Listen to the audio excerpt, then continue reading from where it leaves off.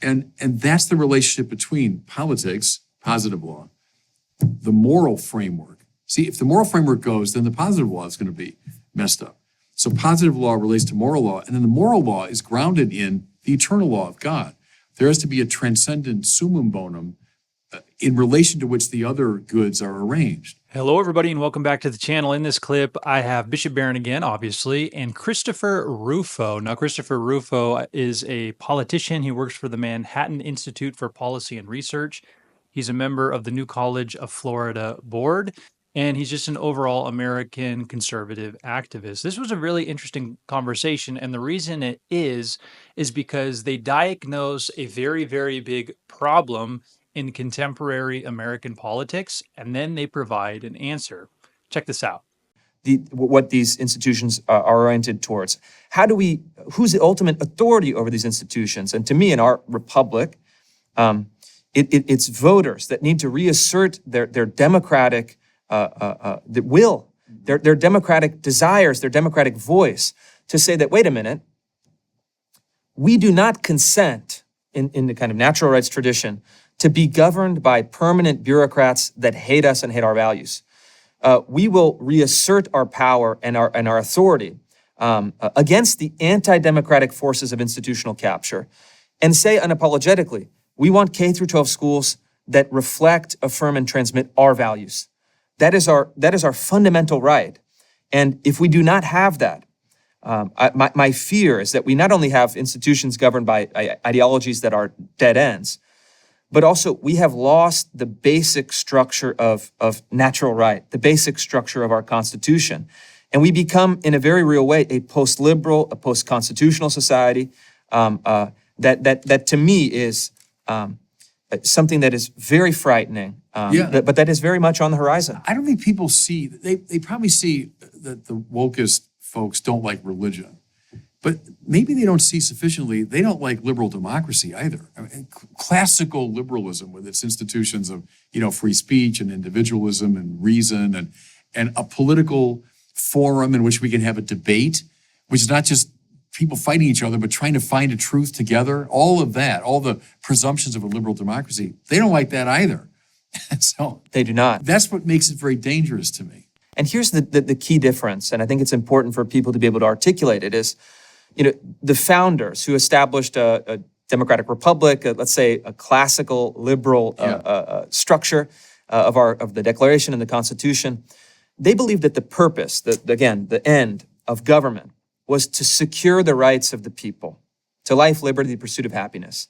And government was limited because it delegated as much as it could to civic life, to private life, etc. But the basic function was to secure the rights of the people in a Lockean liberal sense.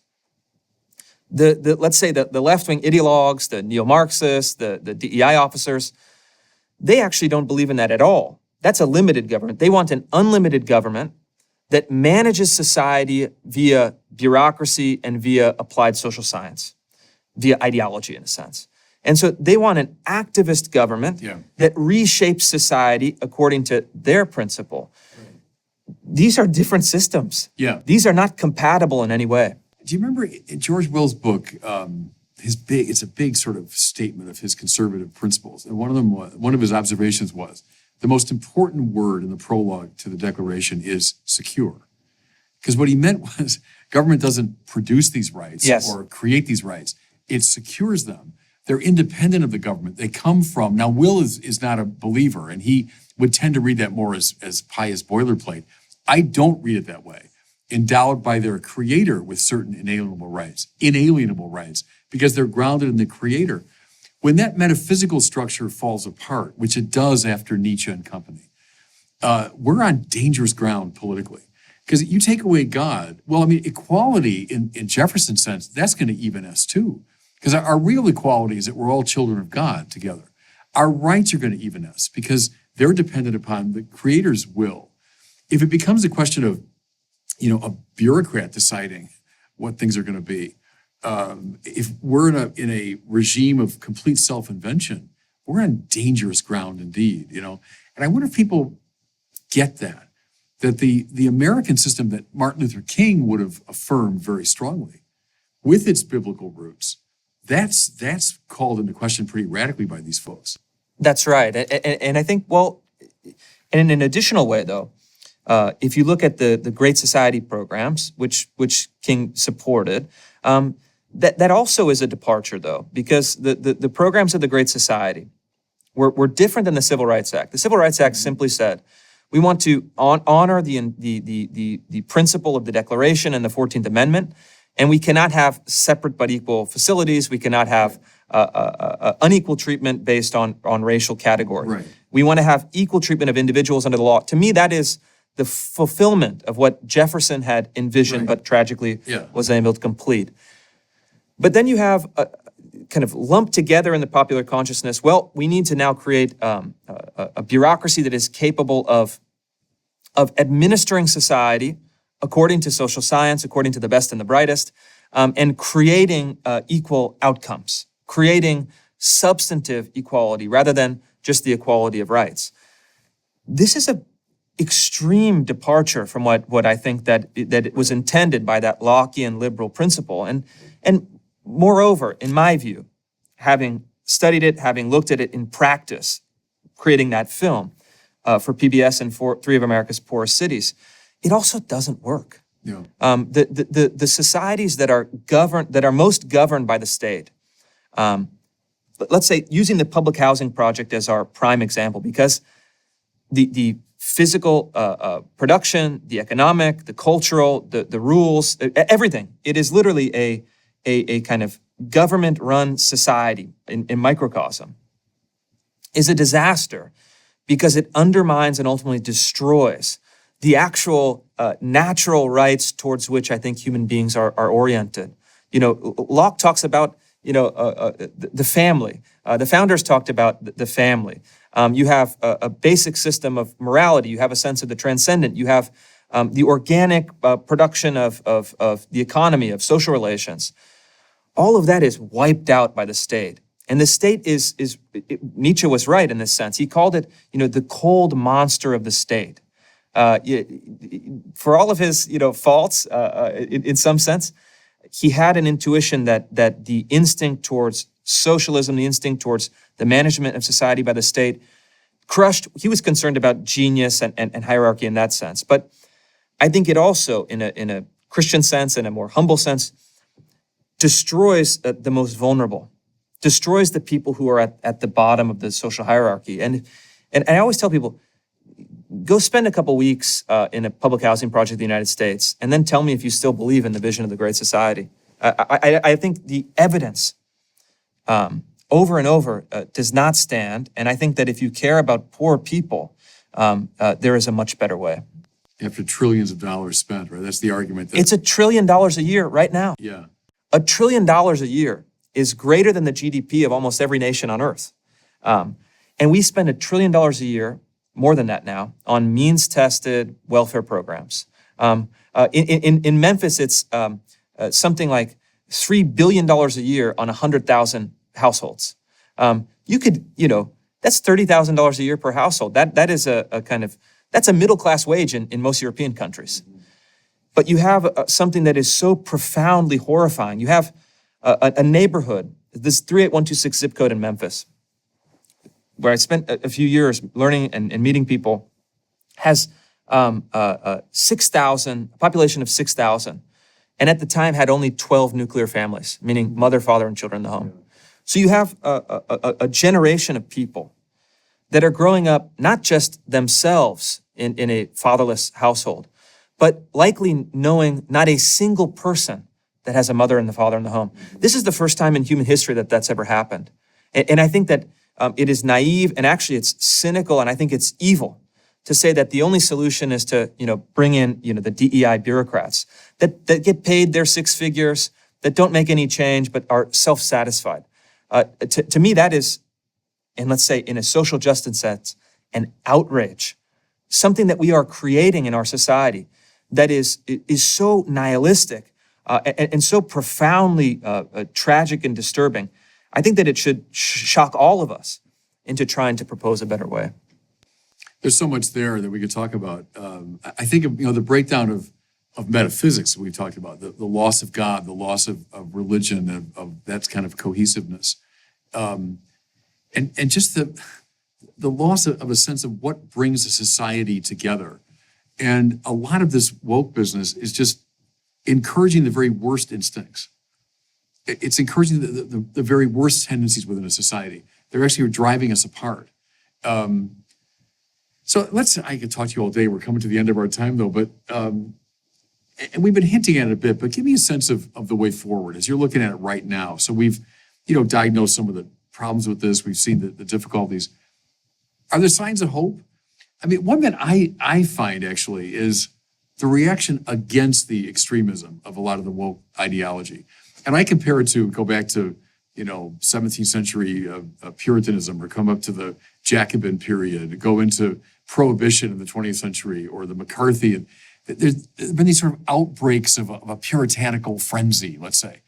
But all four of those examples, everyone today would say, well, yeah, that's terrible. Nobody wants that. My hope is that in 20 years, 30 years, 40 years, people will look back at this time and say, oh my goodness, that woke extremism was so unhealthy. I mean, is there a backlash happening? Is it already underway? Yeah, there is, and I think it's already underway, and it's already underway on a couple of different fronts. But if you were to say, well, what is the solution?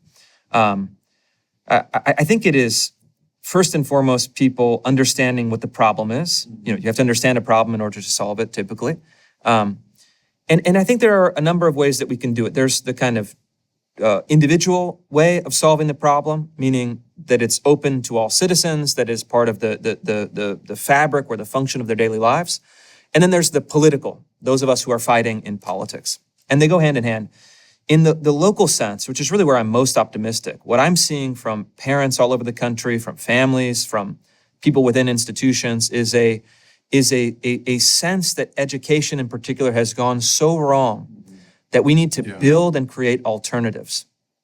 I know in my local community, we have the kind of classical Catholic education that I think is now thriving. There's one of the fastest growing education movements. You have the homeschool movement, has record numbers of people, and you have the school choice movement at the policy level. Now in 6 or 7 states, parents can opt out of the public school system and take their $7,500 per year per child and take them to any institution of their choice. This is creating an alternative market where parents can go and they could say, not only do I not have to be concerned that I'm sending my child to an institution that seeks to undermine my values, but actually this is a cooperation between the parents and the teachers and the administrators, that we're going to have this joint enterprise in shaping our kids towards some higher purpose. I think that is a very much an encouraging grassroots element. And that's something that I'm finding so many people are overturning their entire lives. They're moving, they're taking a job, they're quitting a job, they're reorganizing their lives to build these alternatives. And then on the policy sense, I think that we are also making progress, because what I'd like to think of is that this is not a conflict at heart between left and right. This is a contest between the permanent bureaucracy and, let's say, elite institutions that are seeking to impose these ideologies from the top down, and then the broad middle class that opposes them. And so what I think we need to do is to have a sense, and this is going to be led by more conservative politicians who have a vested interest in responding to their constituents, to say public institutions must once again reflect the values of the public and must be ultimately accountable to the public that funds them, that charters them, that sustains them. And so what I think it is really a renegotiation of the contract, the social contract, between the people and between their government, so that we have these things are once again aligned. And that's going to be a brutal, it's going to be a difficult, and it's going to be, in a metaphorical sense, a bloody fight.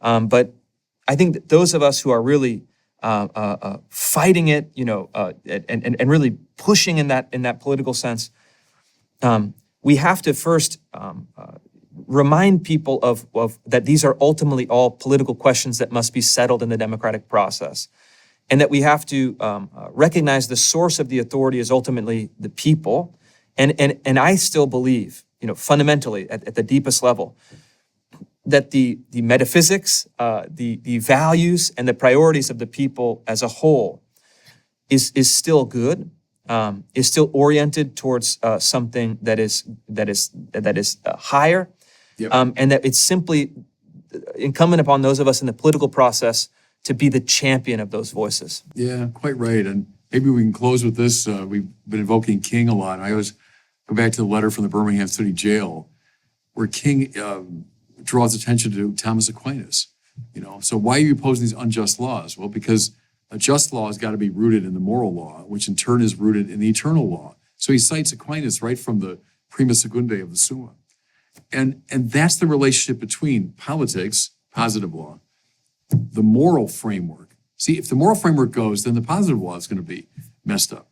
So positive law relates to moral law, and then the moral law is grounded in the eternal law of God. There has to be a transcendent summum bonum in relation to which the other goods are arranged. That's the classical view. When that was in place, there was a kind of coherence.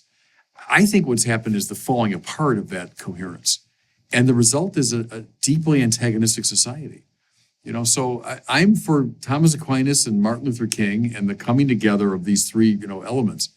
And discovering that intellectually, living it out morally, that's maybe the path forward. So there's many things that could be stated by way of conclusion. I just kind of want to summarize what I basically got out of the clip. So the thesis, the main thing I think they're working with in this clip is the reality that in the American system, the system needs to work for the people rather than the people working for the system. Now, that's just a classical liberal and democratic understanding of the role of the person and the state.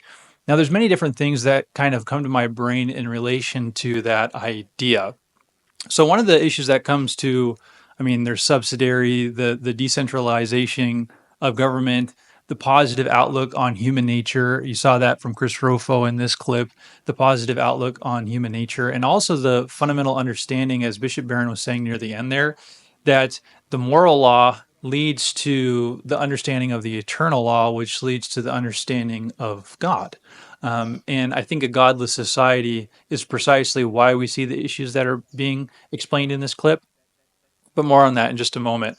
So the first thing that I noticed is that we have to have a system that derives its authority from natural law. Now, of course, what does natural law mean here? Natural law is referencing kind of that C.S. Lewis idea of natural law, that there are things innate in human beings, that they understand that there are certain things that are wrong and there are certain things that are right. And if people ignore that fact, the minute they're wronged, they exemplify that they in fact do believe in this natural law because they all scream for justice. We all as humans know that this is fundamentally the case. So thinkers like Locke acknowledge that there are human intuitions, rights, and governances that are grounded in a natural law. Aquinas takes this further, as I've already mentioned, and he says that this natural law is a participation in God's eternal law. And why this is so important is it connects back to the Imago Dei. If the natural law directly connects to the eternal law, there is a sense that there is a moral and intrinsic dignity and eternality in individuals that are imprinted by their creator in the Imago Dei.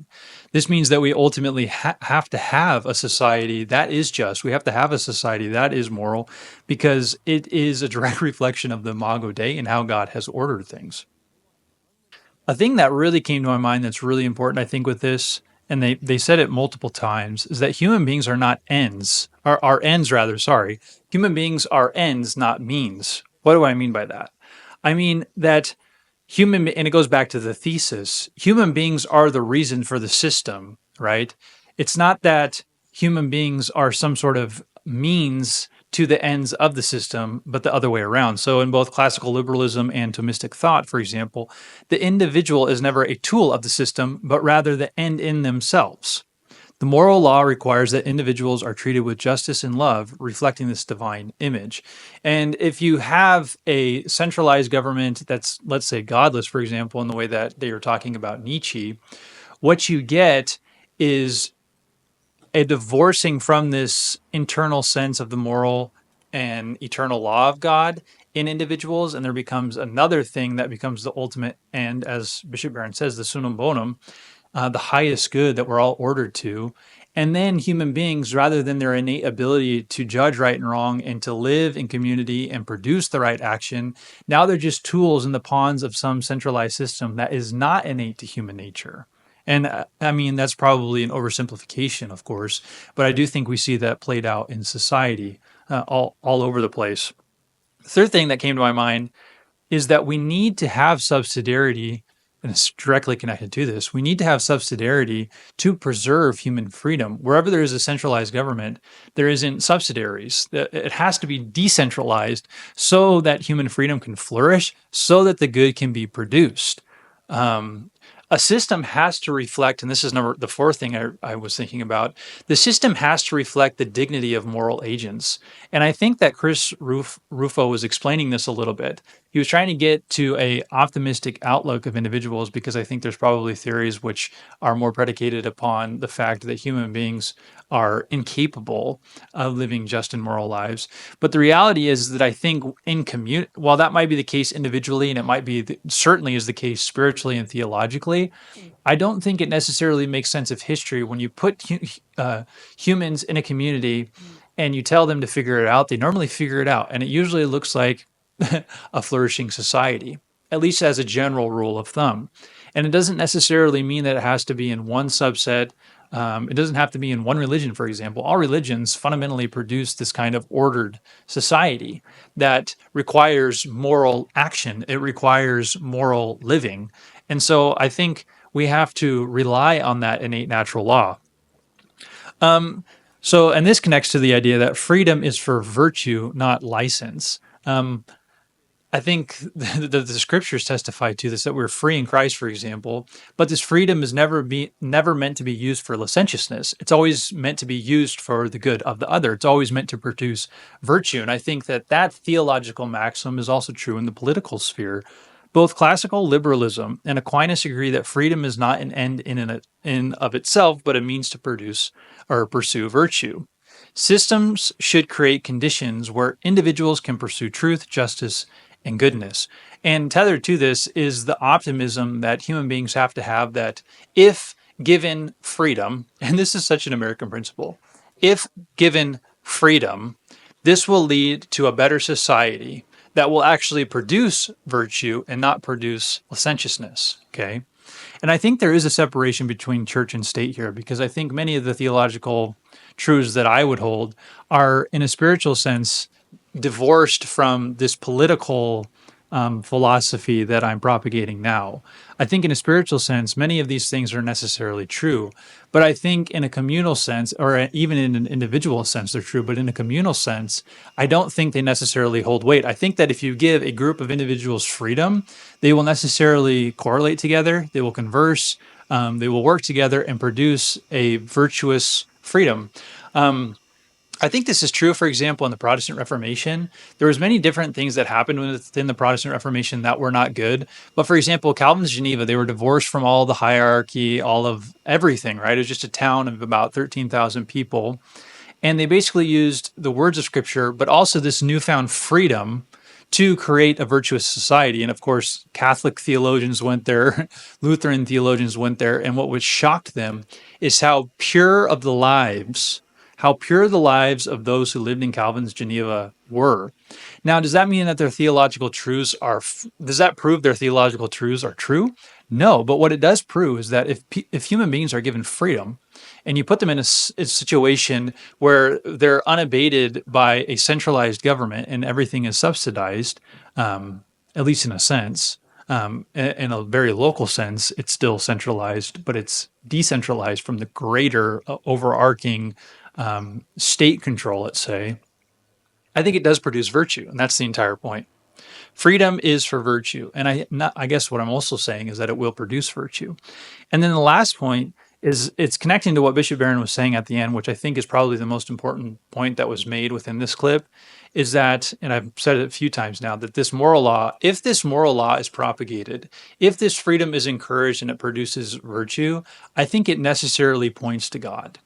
It necessarily points to God because, and I think that this is really important, in striving to live a virtuous life, in striving to have a moral society, this is where the theological connects. And we realize that we really can't do it perfectly. We can do it sufficiently, but we cannot do it perfectly. And what I think that does is it points us back to God, and it points us back to God and His providence. One of the things that I really enjoyed, I had the opportunity to work at an organization that was really on the cutting edge of these types of things, political theology. And I was offered the opportunity to be able to study the early American fathers. And one of the things that really stuck out to me while studying them is that many of them, all of them, had Christian perspectives on things, and they had a very, very high view of God's providence. They truly did believe that God's providence, His sovereignty, was working in the formulation not only of America, but let's say the political structure that was being created. And I think that that point, that there is providence and that God's providence is in not just the Eucharist, not just within the church, but it's also permeating and affecting every level of society. That is a view that I think we need to regain again, but we will never regain it. And this is so important. I think this is really important too, because the American movement, people coming over here, were fundamentally Anglican. They were Puritan. They were Protestant in nature. So there is a necessary for individual freedom to be able to obtain that reality. And so it's a walking back and forth, but I think it's so crucial. It's so important. But we do need to get back to these very, very important classical liberal democratic values. But I also think we need to have kind of that view that Aquinas had, that all of it necessarily and fundamentally leads back to God. And then I also think that the Protestant view, that it points to Christ as the sovereign ruler who is ruling and reigning now, and that plan of who He is and what He's doing is actually infiltrating every aspect of society. I think we need that as well. All right, that's all I have for this video. Please be sure to like and subscribe. Remember that Christianity is Christ. Without Christ, there is no Christianity. See you in the next one. Peace.